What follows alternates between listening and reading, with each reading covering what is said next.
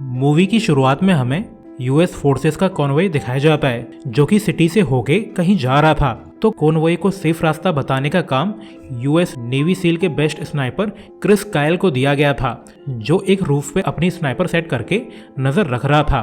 पर तभी उसे एक आदमी नजर आता है जो यूएस मरीन के कॉन्वॉय को देख के किसी को कॉल करने लगता है।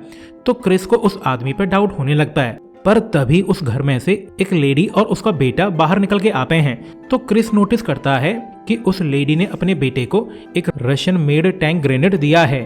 तो ये देखकर क्रिस अलर्ट हो जाता है और वो अब बच्चे को मारने के लिए रेडी है। मगर क्रिस का मरीन बैकअप उसे बोलता है कि अगर तुम्हारा गैस गलत हुआ और तुमने इनोसेंट बच्चे को मार दिया तो तुम्हें जेल हो सकती है। इसके बाद सीन चेंज होता है जहाँ पे हमें यंग क्रिस दिखाया जाता है जो कि अपने पिता के साथ हंटिंग पे आया हुआ है, जो बड़े आराम से एक डियर को हंट भी कर देता है। तो क्रिस का फादर उसे कॉन्ग्रेचुलेट करते हुए बोलता है कि क्रिस, एक दिन तुम गजब के हंटर बनोगे। इसके बाद हमें एक चर्च दिखाई जाती है जहां यंग क्रिस की फैमिली चर्च आए हुए हैं।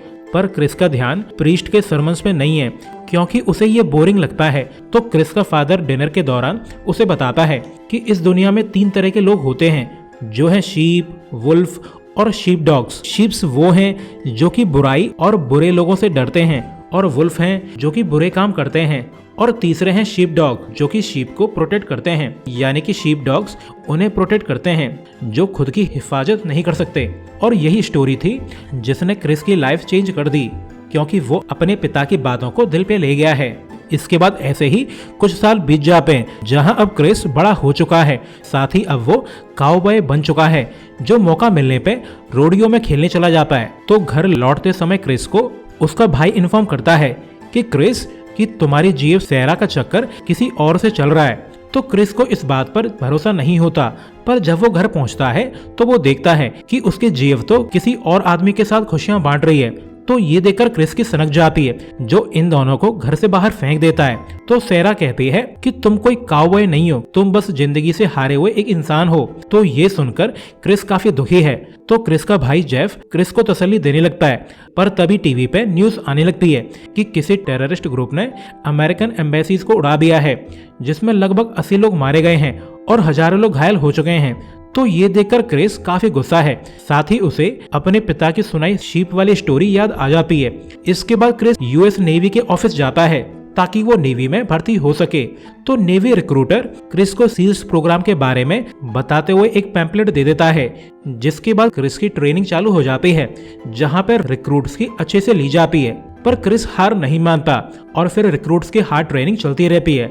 मगर अब क्रिस को आदत पड़ चुकी है। इसके बाद एक दिन क्रिस को बार में एक लड़की मिलती है जिसका नाम टाया है।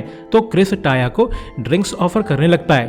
तो ड्रिंक्स के दौरान टाया को पता चलता है कि क्रिस नेवी सील्स में है। तो वो क्रिस को बताती है कि मेरी सिस्टर का फियांसे एक नेवी सील सोल्जर था जिसने मेरे सिस्टर को धोखा दिया था। तो मैंने डिसाइड किया है कि मैं किसी भी नेवी सील सोल्जर को डेट नहीं करूंगी। तो क्रिस ये कह के यहाँ से जाने लगता है कि सभी लोग एक जैसे नहीं होते। पर तभी टाया को ज्यादा ड्रिंक्स करने से वॉमिटिंग होने लगती है। तो क्रिस उसे तसल्ली देने लगता है जो टाया को काफी अच्छा लगता है, जिससे ये लोग काफी क्लोज हो जाते हैं। अगले दिन रिक्रूट्स की शूटिंग प्रैक्टिस चालू हो जाती है जिसमें इंस्ट्रक्टर क्रिस से कहता है कि अपनी स्कोप वाली आई को बंद करो।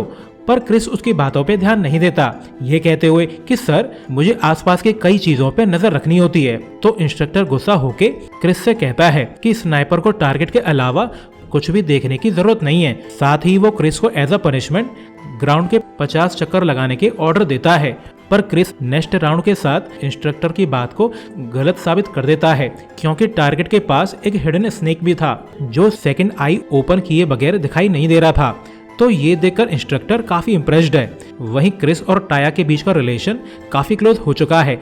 वो डेट करने के साथ साथ खुशियां भी बांटने लगते हैं। पर अगले दिन ये लोग न्यूज में देखते हैं कि वर्ल्ड ट्रेड सेंटर पे हमला हुआ है जिसमें काफी तबाही मची है। तो ये देखकर क्रिस और टाया काफी दुखी हैं। इसके कुछ दिनों बाद क्रिस और टाया शादी कर लेते हैं क्योंकि अब वो लोग एक दूसरे से बेहद प्यार करते हैं। मगर उसी दिन क्रिस और उसकी यूनिट के लिए पोस्टिंग आ जाती है, यानी अब पूरी यूनिट को इराक टूर पे जाना है। इसके बाद यूनिट का पहला टूर चालू हो जाता है। जहाँ पे यूनिट कैप्टन बोलता है कि तुम लोग स्नाइपर्स हो जो आने वाले वॉर में अहम रोल निभाने वाले हो, तो तुम्हें सपोर्ट करने के लिए एक मरीन सोल्जर असाइन किया जाएगा। तुम्हारा काम यूएस मरीन्स के कॉन्वॉय को प्रोटेक्ट करने का है, साथ ही तुम्हें उनके लिए रास्ता साफ भी करना है। और ध्यान रहे, तुम लोग वॉर में पार्ट लेने वाले हो, ना कि ट्रेनिंग में।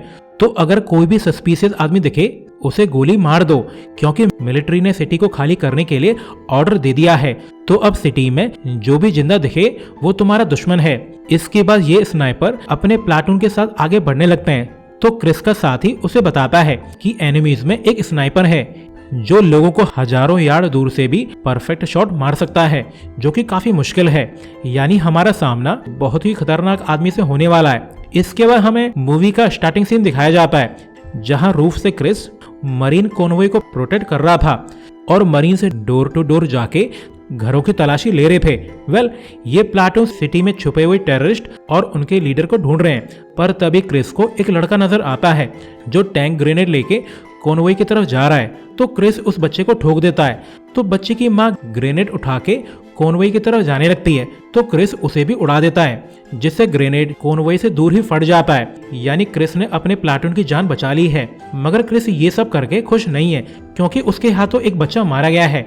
अगले दिन भी कॉन्वॉय सिटी को खाली कर रही थी, मगर तभी सामने से टेररिस्ट कार को लेके आ जाते हैं, जो शायद अपनी कार को टैंक में ठोक के उसे उड़ाना चाहते हैं। मगर क्रिस उसे भी उड़ा देता है, जिससे कार में लगा बॉम्ब काफी दूर पे ही फट जाता है। इसके बाद फिर ऐसे ही दिन गुजरते जाते हैं और Chris as a protector enemies को मारता जा रहा है जो कॉन्वॉय को नुकसान पहुंचा सकते हैं। और अब तो क्रिस गिनती कर करके भी थक चुका है कि उसने कितने एनिमीज को मारा है।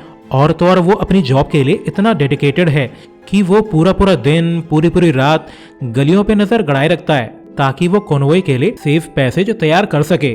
पर उसकी जर्नी इतनी आसान नहीं थी, क्योंकि एनिमी स्नाइपर चुपके से यूएस सोल्जर्स को हंट कर रहा था। तो काफी सोल्जर्स को तो यकीन ही नहीं हो रहा है कि एनिमी स्नाइपर 400 मीटर की दूरी से भी परफेक्ट शॉट ले सकता है। जल्द ही क्रिस को उसके साथ ही लेजेंड बुलाने लगते हैं, क्योंकि पिछले कुछ दिनों में जितने एनिमीज को क्रिस ने हंट किया है उतने बाकी स्नाइपर्स भी मिलके नहीं कर पाए हैं।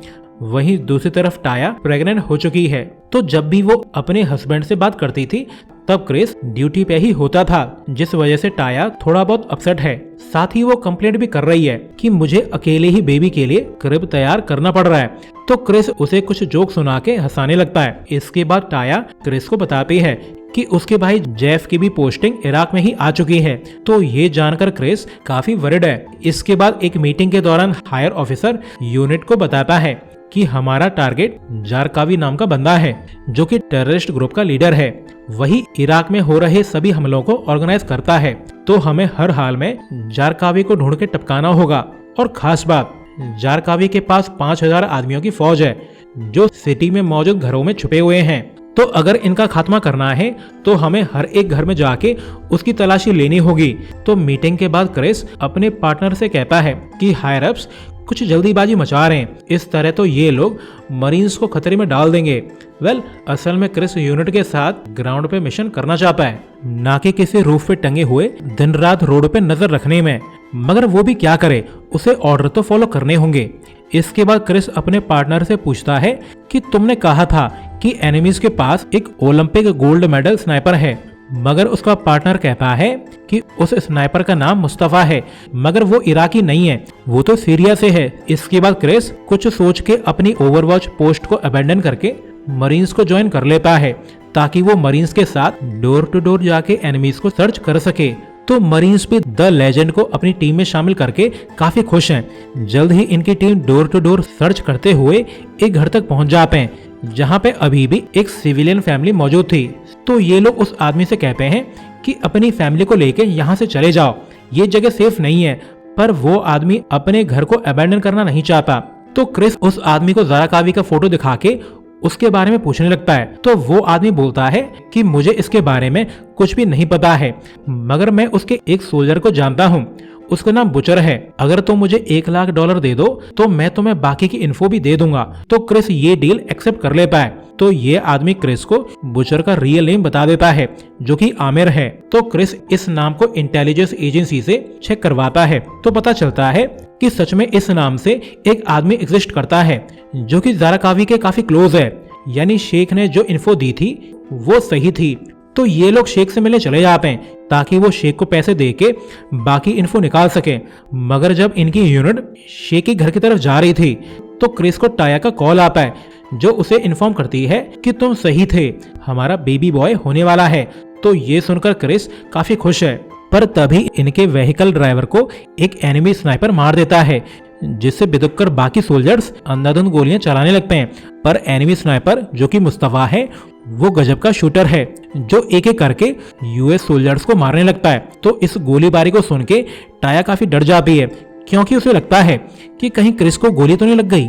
वहीं क्रिस एक मिरर लगा के देखता है कि उनका हाई वैल्यू टारगेट बुचर सामने से होकर जा रहा है, पर मुस्तफा यूएस सोल्जर्स को आगे बढ़ने नहीं दे रहा है। असल में बुचर को कैसे भी पता चल गया है कि शेख ने यूएस सोल्जर्स को उसके बारे में बता दिया है, तो वो एज अ पनिशमेंट शेख के बेटे की बॉडी में ड्रिल करना चाहता है। इसके बाद जल्द ही बुचर बच्चे के पैरों में ड्रिल चला देता है और फिर वो बच्चे के सिर में ड्रिल करके उसे मार देता है।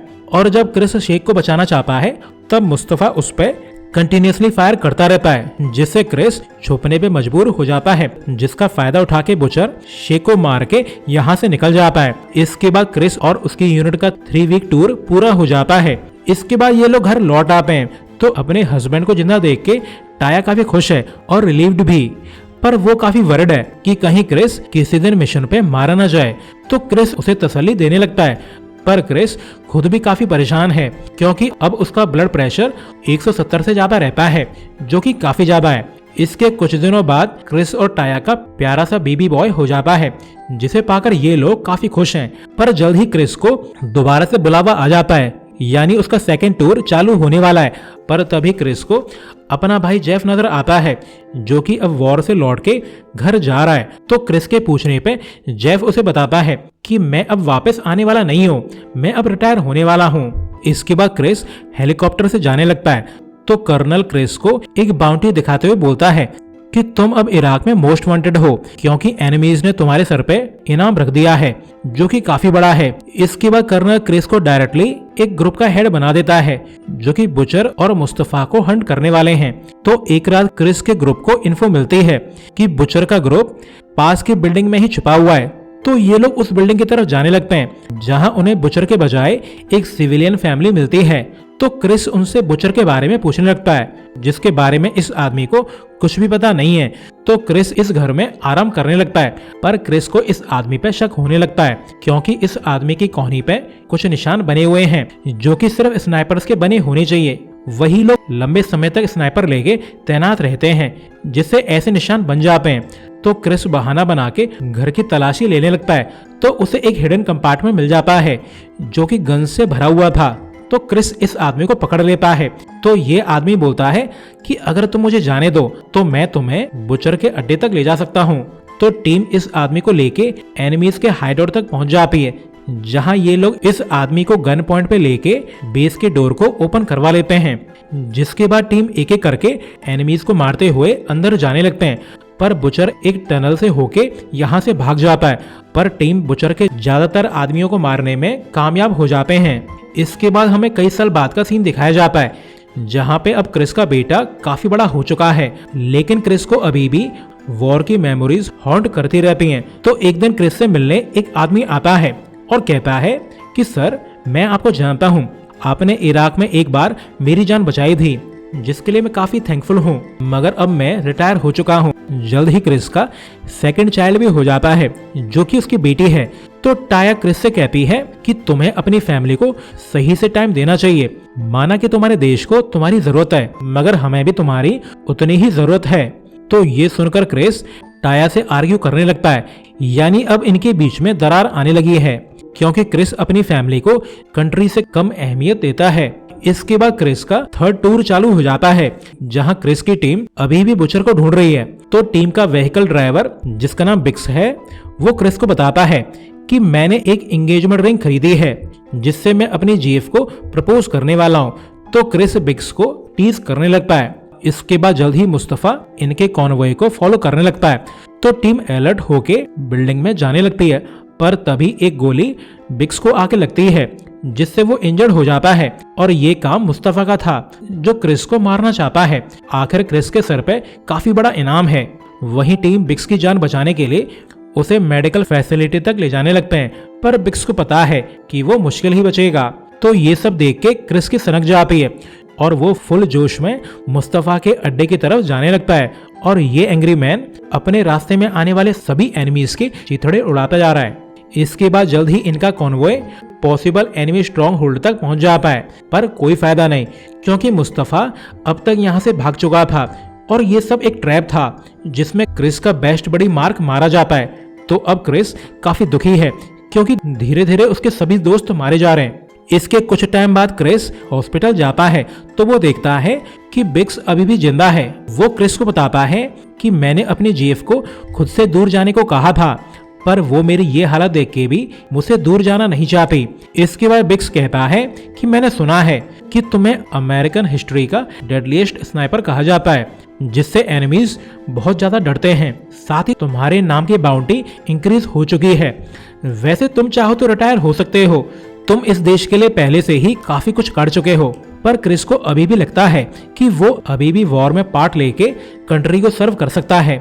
घर जाने पर क्रिस से टाया कहती है कि अगर इस बार भी तुम इराक टूर पे गए तो मैं तुम्हें छोड़ दूंगी, पर क्रिस उसकी एक भी नहीं सुनता। इसके बाद जल्द ही क्रिस का 4th टूर चालू हो जाता है, जहाँ पे क्रिस फिर से वॉच आउट की ड्यूटी करने लगता है, जहाँ वो एक एनिमी सोल्जर को मार देता है जो आरपीजी से उनके व्हीकल को उड़ाना चाहता था। मगर तभी एक छोटा सा बच्चा यहाँ आके उस आरपीजी को उठाने लगता है। तो ये देखकर क्रिस रोने लगता है कि अब उसे इस बच्चे को भी मारना होगा, वरना खेल खेल में ये बच्चा किसी को उड़ा देगा। तो जब क्रिस गोली चलाने वाला था तब वो बच्चा आरपीजी फेंक के यहाँ से भाग जाता है। तब जाके क्रिस राहत की सांस लेता है, मगर अब क्रिस पूरी तरह से टूट चुका है क्योंकि कंट्री को सर्व करने के लिए न जाने उसने कितनों को मारा है। नेक्स्ट मीटिंग के दौरान ऑफिसर बताता है कि हमारे इंजीनियर सिटी के चारों तरफ वॉल्स बनाने की कोशिश कर रहे हैं, मगर एनिमीज में कोई स्नाइपर है जो काफी दूरी से एम करके हमारे सोल्जर्स को मार रहा है, जिससे वॉल बनाने का काम रुक चुका है। तो ये सुनकर क्रिस को यकीन हो जाता है कि वो स्नाइपर मुस्तफा ही हो सकता है। वही ऐसा स्नाइपर है जो 1000 यार्ड की दूरी से भी परफेक्ट शॉट ले सकता है। तो क्रिस और उसकी टीम सिटी में जाके तैनात हो जाते हैं ताकि वो लोग वॉल कंस्ट्रक्शन टीम को प्रोटेक्ट कर सकें। मगर मुस्तफा काफी चालू था जो जगह बदल बदल के सोल्जर्स को मार रहा है। मगर इस समय एक बार क्रिस को मुस्तफा नजर आ जाता है जो कि 2000 यार्ड की दूरी पे मौजूद है। तो ये जान के टीम को भरोसा ही नहीं हो रहा है कि क्रिस इतनी दूरी से भी मुस्तफा को देख सकता है और इवन उसे शूट भी कर सकता है। साथ ही टीम को थोड़ी दूरी पे कुछ इंसर्जेंट्स नजर आ रहे हैं, यानी अगर क्रिस ने गोली चलाई तो वो लोग आवाज सुन के यहाँ पे आ जाएंगे जो टीम को घेर के मार देंगे। तो सभी लोग क्रिस को वार्न करते हैं कि जब तक ऊपर से ऑर्डर न आ जाए तुम गोली नहीं चलाओगे। पर एक सील मेंबर क्रिस को इंकरेज करते हुए कहता है कि मुस्तफा ने हमारे काफी साथियों को मारा है, तुम्हें उनका बदला लेना होगा, बाद में जो होगा वो देखा जाएगा। तो क्रिस हिम्मत करके फायर कर देता है जिससे मुस्तफा का हैप्पी बर्थडे हो जाता है।